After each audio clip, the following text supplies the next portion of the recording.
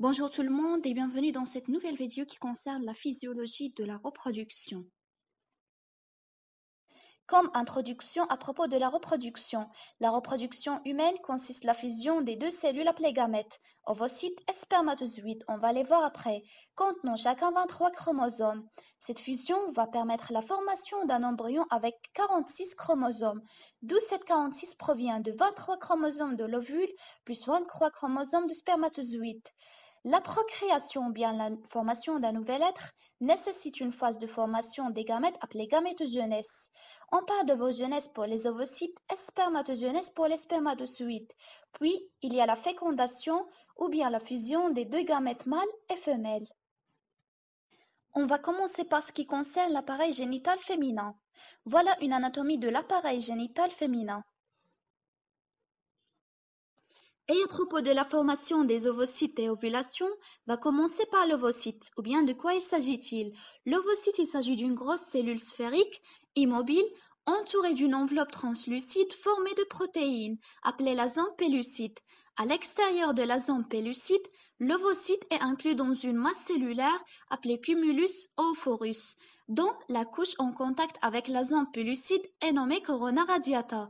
Voilà un dessin qui va vous permettre de comprendre mieux. On distingue deux types d'ovocytes. Ovocyte primaire, qui est immature, dont le noyau est bloqué en prophase de première division de la méiose et qui n'a pas de globule polaire. Ovocyte secondaire, qui est mature, dont le noyau est bloqué en métaphase de deuxième division de la méiose et qui possède un globule polaire. Ce qui concerne l'ovogenèse est le passage du gonocyte à l'ovule. Il est caractérisé par trois phases. Première phase, la phase de multiplication, d'où les gonocytes se multiplient pour donner environ 400 000 ovogonies. La multiplication se fait pendant les 3 premiers mois de l'embryon. Deuxième phase, la phase d'accroissement, c'est une phase très importante, d'où l'ovogonie devient un ovocyte 1. La dernière phase, la phase de maturation. À la puberté, l'ovocyte 1 il subit une méiose, c'est-à-dire division adductionnelle, d'où un ovocyte 1 se divise en un ovocyte 2 et un premier globule polaire au moment de l'ovulation. Deuxième division, division équationnelle. Un ovocyte 2 se divise en un ovule et un deuxième globule polaire au contact des spermatozoïdes. Voilà ce schéma qui va vous permettre de comprendre mieux le phénomène d'ovogenèse. Le follicule. Un follicule ovarien est un agrégat de cellules sphériques dont les ovaires contenant l'ovocyte qui est relâché pendant l'ovulation. Le follicule en fin de croissance est sous l'effet de pic de LH, il va se rompre à la surface de l'ovaire et va expulser l'ovocyte dans la trompe. On parle de l'ovulation. Alors après l'ovulation, le follicule se transforme en corps jaune dont la durée de la vie est d'environ 12 jours. S'il y a grossesse, le corps jaune va persister pendant les premiers trimestres. S'il n'y a pas fécondation ou bien s'il n'y a pas grossesse, le corps jaune devient fibreux ou bien devient un corps blanc, puis génère. On parle maintenant de la lutiolyse. Comment se fait la sécrétion hormonale de l'ovaire? Le follicule, lors des 14 derniers jours de sa croissance, synthétise des oestrogènes ou bien plus particulièrement de l'ostrodiol. Cette synthèse augmente progressivement jusqu'à l'ovulation. Cette phase est appelée phase folliculaire. Après l'ovulation, la synthèse d'oestrogènes diminue et le corps jaune sécrète essentiellement de la progestérone. On parle maintenant de la phase lutéale. La synthèse de progestérone va durer pendant toute la vie du corps jaune et va chuter lors de la formation du corps blanc. Parmi le rôle des oestrogènes, il agit sur beaucoup de tissus de l'organisme féminin, dont le système urogénital et système cardiovasculaire, système digestif, glandes mammaires, squelette, peau muqueuse, cerveau, etc. Il favorise le développement des caractères sexuels secondaires chez la femme, tels que les seins. Il forme une barrière protectrice entre l'ostéoporose et les maladies cardiovasculaires. Maintenant, ce qui concerne le rôle des progestérones, ils développent l'endomètre pour l'implantation de l'œuf fécondé.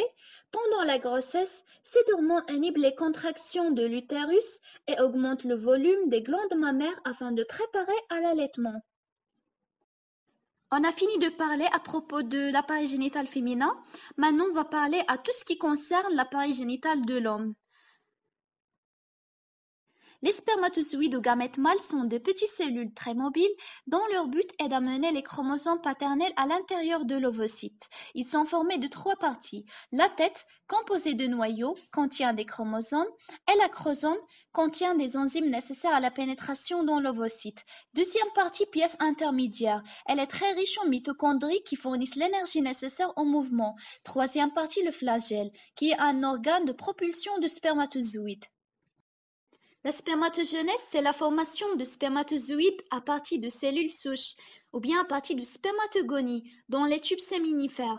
La spermatogenèse est caractérisée par 4 étapes essentielles, ou bien 4 phases. Première phase, phase de multiplication, d'où la spermatogonie souche se multiplie par mitose et donne des spermatogonies actives. Deuxième phase, phase d'accroissement. La spermatogonie s'accumule en réserve, se concentre en mitochondries et en enzymes et grossit en spermatocyte 1. La phase de maturation. Au cours de la méiose, il existe 2 divisions. Division réductionnelle, dont un spermatocyte 1 se divise en 2 spermatocytes 2. Division équationnelle, un spermatocyte 2 se divise en 2 spermatides. La dernière phase, la phase de différenciation. Le spermatide se métamorphose en spermatozoïde fonctionnel. Cela prend 60 jours pour faire un spermatozoïde, c'est-à-dire 45 jours dans le testicule plus 15 jours dans l'épididyme. Voilà un schéma qui montre les étapes de la spermatogenèse en général. Les testicules situés dans les bourses contiennent les tubules séminifères. Ces tubules contiennent également des cellules de Sertoli qui ont un rôle protecteur et nutritif. Et entre les tubules séminifères se trouvent les cellules de Leydig qui contrôlent les caractères sexuels et produisent de la testostérone. Comment réguler la sécrétion testiculaire? Le taux de sécrétion testiculaire est faible jusqu'à la puberté. Il commence à augmenter après l'activation de l'hypothalamus qui sécrète de plus en plus l'hormone GnRH. Donc de plus en plus l'hormone FSH et LH sont synthétisées par l'hypophyse. La LH ou bien l'hormone LH stimule les cellules de Leydig qui synthétisent la testostérone, ainsi que l'hormone FSH stimule les cellules de Sertoli et favorise la spermatogenèse au niveau des tubes séminifères. Pour les rétrocontrôles, la testostérone exerce un rétrocontrôle négatif sur l'hypothalamus et sur l'hypophyse. Et pour l'inhibine, qui est une hormone synthétisée par les cellules de Sertoli, elle exerce un rétrocontrôle négatif sur la production de l'hormone FSH et diminue ainsi la spermatogenèse. Et parmi le rôle de la testostérone c'est une hormone produite par les cellules de Leydig, du testicule. Elle est responsable du développement des caractères sexuels secondaires, responsable de la stimulation des glandes annexes, responsable du développement de l'instinct sexuel, responsable du fonctionnement de l'appareil génital. Voilà quelques notions très importantes à savoir dans ce chapitre de la reproduction. La fécondation. La fécondation correspond à la fusion entre un spermatozoïde et un ovule pour donner une cellule unique, l'œuf qui sera à l'origine de l'embryon.